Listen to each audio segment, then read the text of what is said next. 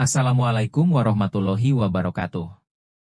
Segala puji dan syukur bagi Allah Subhanahu wa Ta'ala semata, yang Maha Hayyu lagi Maha Qayyum, yang tidak pernah terkena kantuk apalagi tidur. Sungguh, tidaklah berat baginya mengurusi alam semesta beserta isinya. Padanya segala makhluk bergantung. Sholawat dan salam sebanyak hitungan nafas dari segala makhluk yang telah dan belum diciptakan. Semoga selalu tercurah kepada Nabi Muhammad Shallallahu Alaihi Wasallam beserta keluarganya, sahabatnya dan pengikutnya. Dengan wasilah beliau semoga Allah selalu memberikan kita kemakmuran, kemuliaan, kesejahteraan, kebahagiaan dunia dan akhirat. Hai viewers, subscribers, komentator dan share band Madian Channel. Ayo kita lanjutkan video bahasan kita. Umar bin Khattab berkata, Umair bin Sa'd menangisi dirinya dalam masa belianya. Bocah bernama Umair bin Sa'd al-Ansori telah merasakan hidup sebagai yatim dan orang miskin sejak kecilnya. Ayahnya telah kembali ke pangkuan Tuhan tanpa meninggalkan harta atau orang yang akan membiayainya. Namun ibunya berhasil untuk menikah lagi dengan seorang hartawan dari suku Aus yang dikenal dengan Al-Julas bin Suaib. Pria ini kemudian menanggung biaya hidup Umair dan menjadikan ia sebagai anggota keluarga. Umair merasakan kebaikan, asuhan dan perasaan lembut yang dimiliki Al-Julas sehingga membuatnya terlupa bahwa dia adalah seorang yatim. Umair mencintai Al-Julas seperti ayahnya sendiri. Sebagaimana Al-Julas mencintai Umair seperti layaknya seorang anaknya. Semakin Umair bertambah dewasa, maka Al-Julas semakin cinta kepadanya. Sebab Al-Julas mendapati bahwa Umair memiliki tanda-tanda kecerdasan dan kemuliaan yang terlihat dari setiap amalnya. Ia juga memiliki sifat amanah, jujur yang terlihat dari perilakunya. Pemuda yang bernama Umair memeluk Islam pada saat ia masih belia belum genap 10 tahun. Iman merasuk ke dalam sebuah ruang di hatinya dan tidak berlari dari tempatnya. Ia juga mendapati Islam dalam jiwanya yang masih suci dan bersih. Meski masih dalam usia belia, namun ia tidak pernah absen dari sholat berjamaah di belakang Rasulullah Shallallahu Alaihi Wasallam. Ibunya merasa bahagia setiap kali melihatnya pergi ke masjid atau kembali darinya. Terkadang bersama suaminya, terkadang ia berangkat sendiri saja. Beginilah kehidupan pemuda Umair berlangsung, tenang tanpa ada halangan dan tidak ada kekeruhan. Sehingga kehendak Allah menentukan bahwa bocah yang hampir balik ini akan mendapatkan cobaan yang paling berat, dan memberikannya ujian yang jarang diterima oleh seorang pemuda dalam usianya. Rasulullah Shallallahu Alaihi Wasallam mengumumkan niatnya untuk menyerang Romawi di Tabuk. Beliau memerintahkan kaum muslimin untuk bersiap-siap. Kebiasaan Rasulullah Shallallahu Alaihi Wasallam adalah jika beliau hendak melakukan perang, beliau tidak akan menceritakannya. Manusia menduga bahwa Rasulullah Shallallahu Alaihi Wasallam akan menuju suatu arah yang sebenarnya bukan itu yang dimaksud. Kecuali dalam perang Tabuk. Dalam perang ini, Rasul menceritakan niatnya kepada seluruh manusia karena jauhnya jarak, beratnya penderitaan, dan kuatnya musuh agar manusia semuanya mengerti akan tugas mereka. Agar mereka dapat mempersiapkan dengan baik tugas ini. Meskipun musim panas telah datang, cuaca panas terik terasa, buah-buahan telah masak, bayangan telah sempurna dan jiwa manusia menjadi malas dan tak mau bergerak.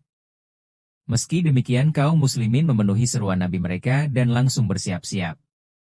Namun sebagian kaum munafikin membuat tekad kaum muslimin melemah, membuat mereka ragu, dan menjelek-jelekan Rasulullah Shallallahu Alaihi Wasallam dan mengucapkan kata-kata yang dapat menjerumuskan mereka dalam kekufuran. Pada suatu hari ketika pasukan muslim akan berangkat, pemuda yang bernama Umair bin Sa'd kembali ke rumahnya setelah menyelesaikan sholat di masjid. Hatinya dipenuhi dengan sekumpulan kisah menarik dari pengorbanan kaum muslimin yang ia lihat dengan matanya dan ia dengar lewat telinganya. Ia melihat para wanita kaum muhajirin dan Ansyar yang datang menghadap Rasulullah Shallallahu Alaihi Wasallam lalu melepaskan dan memberikan perhiasan mereka kepada Rasulullah untuk membayar biaya pasukan yang berperang di jalan Allah Subhanahu Wa Ta'ala. Dan ia melihat dengan mata kepalanya bahwa Utsman bin Affan membawa sebuah kantung yang berisikan 1000 dinar emas dan diberikan kepada Nabi Shallallahu Alaihi Wasallam. Ia menyaksikan Abdurrahman bin Auf membawa di atas lehernya 100 auqiyah dari emas dan diberikan kepada Rasulullah Shallallahu Alaihi Wasallam. Bahkan ia juga melihat seorang pria yang menjual kudanya untuk dibelikan pedang sehingga ia dapat berjuang. Jadi amat kagum dengan peristiwa tersebut. Dan ia merasa aneh mengapa Al-Julas tidak bersegera untuk siap dan berangkat bersama Rasulullah Shallallahu Alaihi Wasallam. Dan mengapa ia terlambat memberikan bantuan padahal ia adalah orang yang mampu dan memiliki keluasan. Maka Umair berusaha untuk membangkitkan semangat Al-Julas dan memotivasinya. Umair menceritakan kisah tentang apa yang telah ia lihat dan ia dengar. Khususnya kisah beberapa orang muslimin yang datang menghadap Rasul Shallallahu Alaihi Wasallam dan meminta beliau agar mengizinkan mereka untuk bergabung dengan pasukan muslimin berjihad di jalan Allah. Namun Rasul menolak permintaan mereka sebab mereka tidak memiliki kendaraan yang dapat membawa mereka ke sana. Maka orang-orang tadi kembali dengan mata berlinang karena merasa sedih sebab mereka tidak menemukan harta yang dapat mewujudkan keinginan mereka untuk berjihad, dan mewujudkan impian mereka untuk mendapatkan kesyahidan. Akan tetapi Al-Julas setelah ia mendengarkan pembicaraan Umair, maka meluncurlah dari mulut Al-Julas yang membuat heran Umair saat Umair mendengarnya mengucapkan, "Jika Muhammad benar sebagaimana pengakuannya bahwa dia adalah seorang nabi, bila demikian maka kita adalah lebih buruk dari keledai." Umair kaget dengan apa yang baru saja ia dengar. Ia tidak pernah mendengar bahwa seseorang yang berakal dan dewasa seperti Al-Julas keluar dari mulutnya kalimat yang dapat mengeluarkan orang yang mengucapkannya dari keimanan dengan serta-merta, dan memasukkannya dalam kekafiran. Sebagaimana alat hitung canggih dapat menyelesaikan setiap permasalahan yang dilontarkan kepadanya, maka akal Umair bin Sa'd berpikir segera untuk mengerjakan apa yang semestinya ia lakukan. Ia menduga bahwa berdiam diri dari apa yang dikatakan Al-Julas lalu menutupinya adalah sebuah pengkhianatan kepada Allah dan Rasul-Nya, juga dapat mencelakai Islam sebagaimana yang sering dilakukan oleh kaum kepada orang lain. Apa yang ia dengar dari Al-Julas adalah merupakan kedurhakaan dirinya kepada orang yang telah menjadi seperti ayah baginya, dan membalas air susu dengan air tuba. Al-Julaslah yang telah memelihara dia yang tadinya hanyalah seorang yatim. Ia telah mencukupkan kebutuhan dirinya dari kefakiran, dan menggantikan posisi ayahnya. Tiada lain, bagi bocah ini haruslah memilih mana yang paling manis dari dua pilihan pahit. Sesegera mungkin Umair memilih. Ia menatap Al-Julas sambil berkata, "Demi Allah, ya Julas, tidak ada orang yang lebih aku cintai setelah Muhammad bin Abdullah selain kamu. Engkau adalah orang yang aku sayangi, engkau adalah orang yang paling mencintaiku. Namun engkau telah mengucapkan kalimat yang bila aku ceritakan kepada orang lain, maka aku sudah membuatmu sulit. Namun jika aku sembunyikan, itu berarti aku telah mengkhianati amanahku dan aku sama saja telah mencelakakan agama dan diriku. Aku bertekad untuk datang menghadap Rasulullah Shallallahu Alaihi Wasallam dan menceritakan apa yang telah kau katakan. Sadarilah apa yang telah kau lakukan." Pemuda Umair bin Sa'd berangkat ke masjid dan menceritakan kepada Rasulullah Shallallahu Alaihi Wasallam apa yang ia dengar dari Al-Julas bin Suwaid. Maka Rasul Shallallahu Alaihi Wasallam meminta Umair tinggal bersamanya dan beliau mengirim salah seorang sahabatnya untuk memanggil Al-Julas. Tidak berselang lama, maka datanglah Al-Julas kemudian ia memberi salam kepada Rasulullah lalu duduk di hadapan Rasulullah Shallallahu Alaihi Wasallam. Nabi Shallallahu Alaihi Wasallam bertanya kepada Al-Julas, "Ucapan apa yang kau katakan dan didengar oleh Umair bin Sa'd?" Rasul menyebutkan seperti apa yang telah ia ucapkan. Al-Julas lalu berkata, "Dia telah berbohong tentangku dan telah membuat-buatnya, ya Rasulullah. Aku tidak pernah mengucapkan hal itu." Maka para sahabat memandangi Al-Julas dan Umair bin Sa'd seolah mereka ingin melihat dari roman wajah keduanya apa yang tersimpan di dalam dada. Salah seorang yang memiliki penyakit di hati ini berkata, "Ini adalah pemuda yang durhaka. Ia mau membalas kebaikan orang yang mengasuhnya dengan keburukan."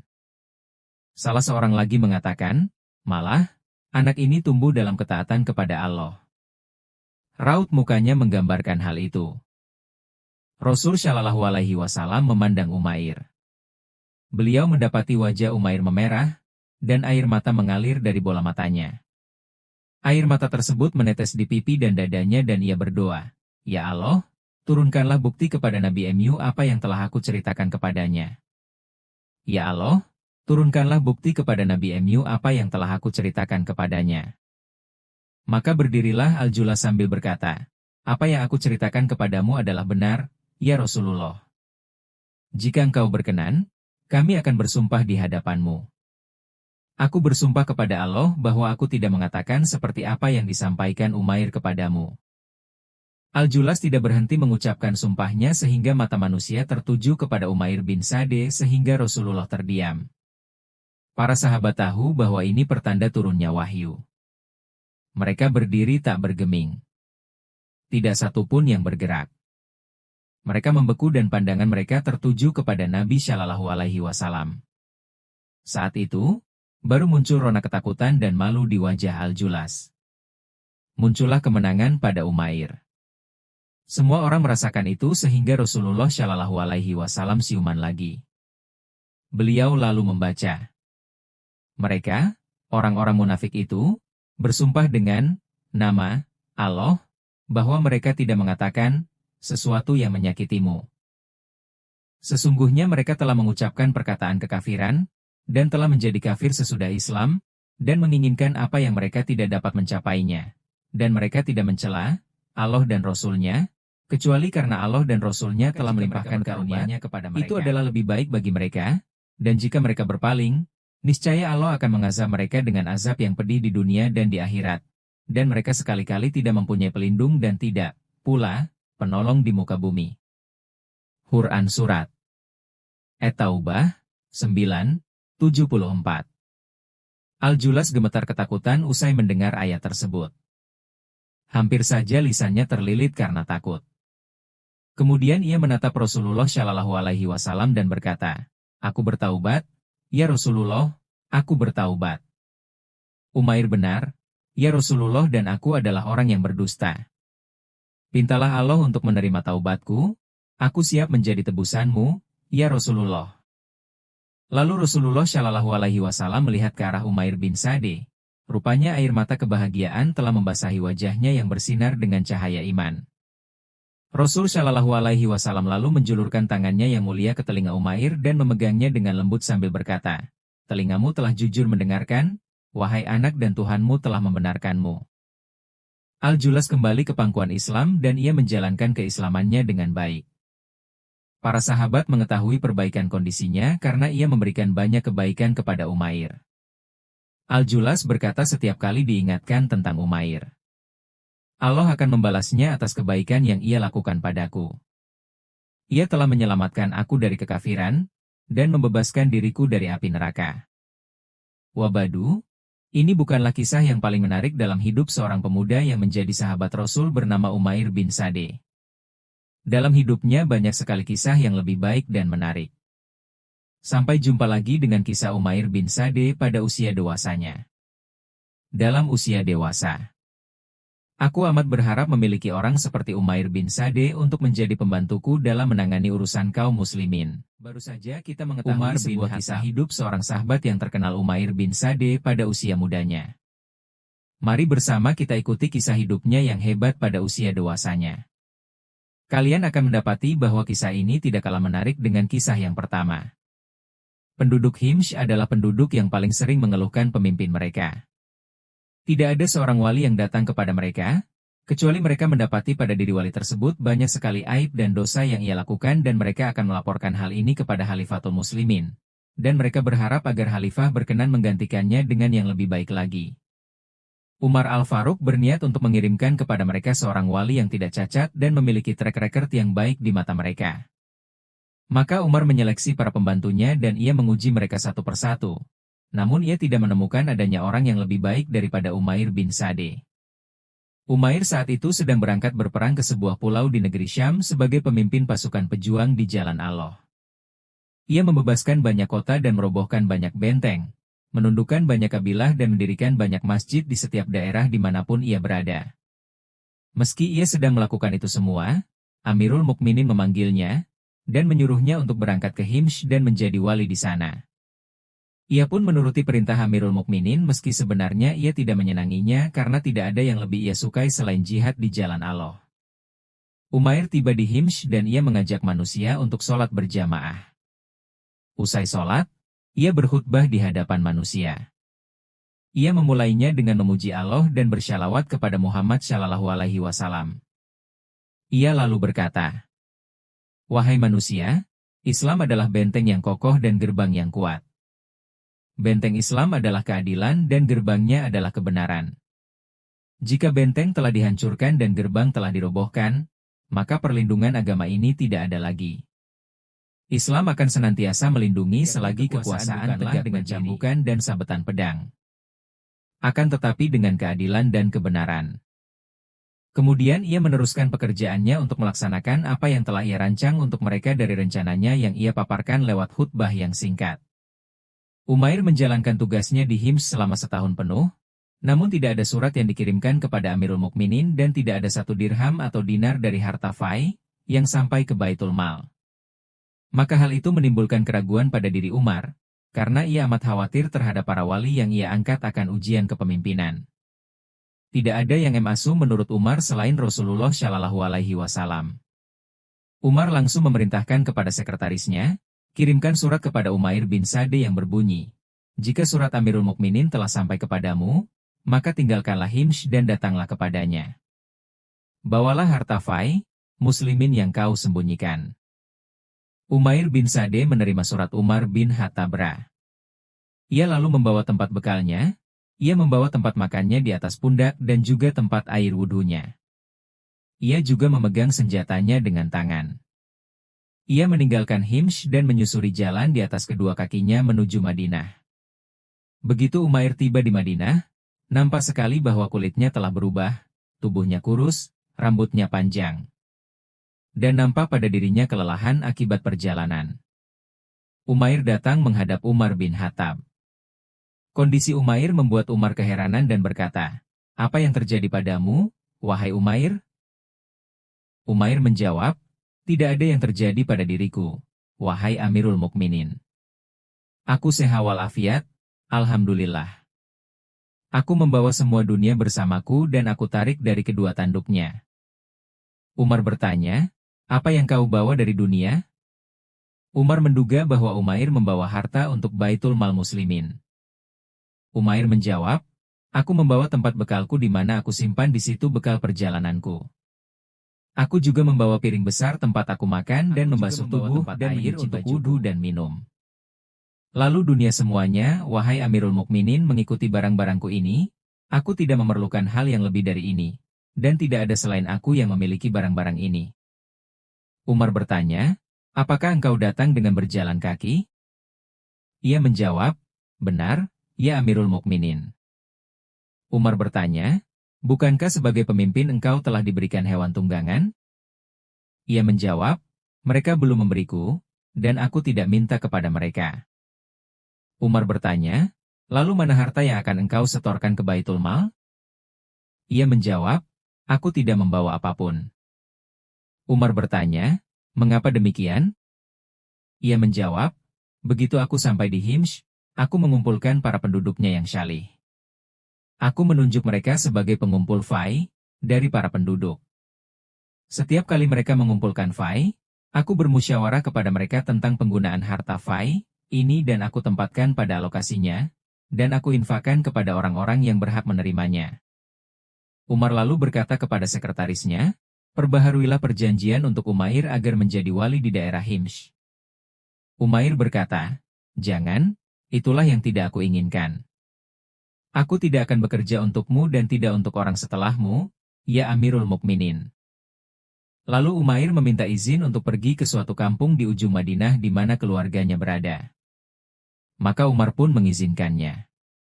Tidak lama Umair pergi menuju kampungnya, Umar berniat untuk menguji sahabatnya ini, dan menguji kepercayaannya. Ia berkata kepada salah seorang kepercayaannya yang bernama Al-Harits, "Susulah Umair bin Sa'd, wahai Al-Harits. Singgahlah di rumahnya seolah engkau bertamu. Jika engkau menemukan tanda-tanda kemakmuran pada dirinya, maka kembalilah. Jika engkau melihatnya dalam kondisi amat sulit, maka berikanlah dinar-dinar ini." Lalu Umar memberikan sekantung uang yang berisikan 100 di kampung Umair bin Sa'd. Ia bertanya di mana alamatnya, lalu ia ditunjukkan oleh seseorang. Saat Al-Harits menjumpainya, ia berkata, "Assalamualaikum warahmatullahi." Umair menjawab, "Waalaikumsalam warahmatullahi wabarakatuhu. Dari mana engkau datang?" Al-Harits menjawab, "Dari Madinah." Umair bertanya, "Bagaimana kondisi muslimin di sana saat kau meninggalkan mereka?" Al-Harits menjawab, "Mereka baik-baik saja." Umair bertanya, Bagaimana kabar Amirul Mukminin? Al-Harits menjawab, ia sehat dan syalih. Umair bertanya, bukankah ia menegakkan hukum hudud? Al-Harits menjawab, benar, ia pernah mendera anaknya yang melakukan dosa keji. Umair berkata, ya Allah, tolonglah Umar. Yang aku ketahui tentangnya adalah bahwa ia adalah orang yang amat mencintai MU. Al-Harits menjadi tamu Umair bin Sa'd selama 3 malam. Setiap malam, Umair menghidangkan sepotong roti gandum. Pada hari ketiga, ada seorang dari kaum Umair berkata kepada Al-Harits, engkau telah merepotkan Umair dan keluarganya. Mereka tidak memiliki apapun kecuali roti gandum yang mereka berikan kepadamu meski mereka sendiri tidak memakannya. Kelaparan telah mengancam hidup mereka. Jika kau berkenan, menginaplah di tempatku. Saat itu, Al-Harits mengeluarkan kantung dinar dan memberikannya kepada Umair.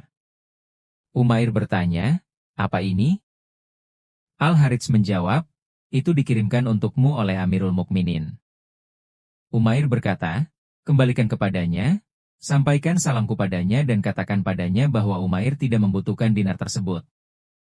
Tiba-tiba istri Umair berteriak, rupanya ia mendengarkan pembicaraan suaminya dengan si tamu, ia berkata, ambillah, ya Umair. Jika kau membutuhkannya engkau dapat memberi nafkah dari uang itu. Jika kau tidak membutuhkannya, maka engkau akan dapat menyalurkannya. Banyak orang yang membutuhkan ucapan istri Umair. Al-Harits menaruh uang dinar tersebut di depan Umair dan lalu pergi. Lalu Umair mengambil uang dinar tersebut dan ia bagikan dalam kantung-kantung kecil. Ia tidak tidur pada malam itu sebelum ia membagikan semuanya kepada orang yang membutuhkan, khususnya para anak syuhada. Al-Harits kembali ke Madinah, dan Umar bertanya kepadanya, apa yang kau dapat, ya Harits? Ia menjawab, kondisi yang amat sulit, wahai Amirul Mukminin. Umar bertanya, apakah kau berikan dinar-dinar itu kepadanya? Ia menjawab, ya, wahai Amirul Mukminin. Umar bertanya lagi, lalu apa yang ia perbuat dengan uang dinar tadi?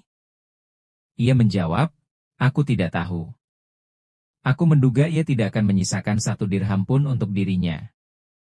Lalu Umar mengirimkan surat kepada Umair yang berbunyi, jika suratku ini telah datang kepadamu, janganlah kau letakkan sebelum kau datang kepadaku. Umair bin Sa'd berangkat ke Madinah dan menghadap kepada Amirul Mukminin. Umar menyambutnya dan berkata kepadanya, apa yang kau perbuat dengan uang dinar itu, ya Umair? Ia menjawab, apa urusanmu, ya Umar? Umar berkata, aku berkeras untuk mengetahui apa yang telah kau lakukan dengan uang dinar itu. Ia menjawab, aku telah menabungnya untuk diriku agar ia bermanfaat bagiku di hari tiada harta dan keturunan yang akan memberi manfaat. Maka meneteslah air mata Umar. Ia berkata, aku bersaksi bahwa engkau adalah termasuk orang yang mengutamakan orang lain atas diri mereka sendiri, sekalipun mereka memerlukan apa yang mereka berikan itu. Kemudian Umar memerintahkan agar Umair diberi makan dan 2 helai baju. Umair berkata, kami tidak memerlukan makanan, wahai Amirul Mukminin. Aku telah menyisakan 2 sa gandum buat keluargaku. Jika 2 sa tadi habis maka Allah Subhanahu wa Ta'ala akan memberikan rizki lagi kepada kami. Sedangkan baju, akan aku ambil untuk Ummu Fulan, maksudnya adalah istrinya, bajunya sudah rusak dan hampir saja itu antara Umar Al-Faruq dan sahabatnya. Sehingga Allah Subhanahu wa Ta'ala mengizinkan Umair bin Sa'd untuk menyusul Nabi dan kekasihnya Muhammad bin Abdullah Shallallahu Alaihi Wasallam setelah kerinduan yang lama ia simpan untuk berjumpa dengannya. Umair berangkat menyusuri jalan akhirat dengan meninggalkan dirinya. Ia berjalan dengan langkah pasti. Ia tidak merasa terbebani dengan segala macam permasalahan dunia, dan punggungnya tidak dibebani dengan hiruk-pikuk dunia. Tidak ada yang ia bawa selain cahaya, petunjuk, wara dan takwa. Saat Umar Al-Faruq bertaziah, wajahnya diliputi dengan kesedihan, dan duka menghiasi hatinya. Ia berkata, aku amat berharap memiliki orang seperti Umair bin Sa'd untuk menjadi pembantuku dalam menangani urusan kaum muslimin. Semoga Allah meridai Umair bin Sa'd. Dia adalah seorang tauladan yang harus ditiru dari sekian banyak orang. Ia juga merupakan seorang murid yang istimewa dalam asuhan Rasulullah Muhammad bin Abdullah Shallallahu Alaihi Wasallam.